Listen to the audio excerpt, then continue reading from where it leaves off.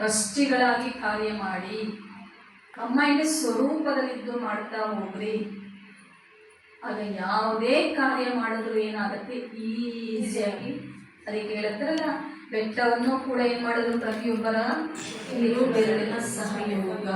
ಗೋವಾರ್ಧನ ಬೆಟ್ಟ ಯಾವುದು? ಆ ಗೋವಾರ್ಧನ ಅಲ್ಲ, ಈ ಯಜ್ಞ ಅನ್ನೋದು ಒಂದು ದೊಡ್ಡದಾಗಿರುವಂತಹ ಪ್ರತಿಯೊಬ್ಬರ ಸಹಯೋಗ. ಯಾವಾಗ? ನಮ್ಮ ಯೋಗ ಇದ್ದಾಗ. ಇಲ್ಲಾಂದ್ರೆ ಯಜ್ಞ ನಡೆಸ್ಲಿಕ್ಕೆ ಆಗೋದಿಲ್ಲ. ಇವತ್ತು ಮಧುಬನಷ್ಟು ದೊಡ್ಡ ಪ್ರಮಾಣದಲ್ಲಿ ಎಲ್ಲರಿಗೂ ಆಶ್ಚರ್ಯ ಹೆಂಗ್ ನಡೆಯುತ್ತೆ ಅನ್ನೋದು. ಆದರೆ ಅಷ್ಟು ರೀತಿ ನಡೀಬೇಕಾದ್ರೆ ಪ್ರತಿಯೊಬ್ಬರ ಯೋಗ ಯಾರ ಜೊತೆ ಇದೆ? बीज से ಅಂತ ಹೇಳ್ತಾರೆ.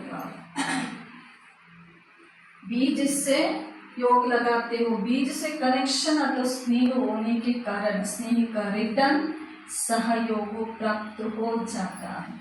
ಸ್ನೇಹ ಇರುವ ಕಾರಣ ಸ್ನೇಹಕ್ಕೆ ರಿಟರ್ನ್ ಸರ್ವರಿಂದನೂ ಕೂಡ ಏನು ಸಿಕ್ಕತ್ತೆ ನಮಗೆ? ಸಹಯೋಗ ಹೇಳ್ತಾರೆ ಭಾವ. तो बीज से योग लगाने वाला, बीज को स्नेह का पानी देने वाला सर्व आत्माओं द्वारा सहयोग रूपी फल प्राप्त कर लेते हैं. ಹೌದಾ? ಸ್ನೇಹ ಮತ್ತು ಸಹಯೋಗ ಇದ್ದಾಗ ಸರ್ವ ರೂಪದಲ್ಲೂ ಕೂಡ ತಂದೆಯ ಕಡೆ ನಮಗೇನು ಸಿಗುತ್ತೆ?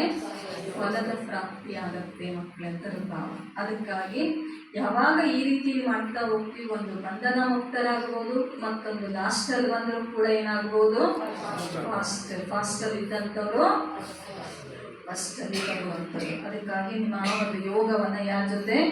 ಭಾವನ ಜೊತೆ ನಿಮ್ಮ ಬುದ್ಧಿ ಯೋಗವನ್ನು ಜೋಡಿಸಿ. ಆಗ ಆಟೋಮೆಟಿಕ್ ಆಗಿ ಎಲ್ಲ ಬಂಧನಗಳನ್ನು ಬೆಳೆಸ್ಕೊಳ್ಬೋದು. ಓಂ ಶಾಂತಿ.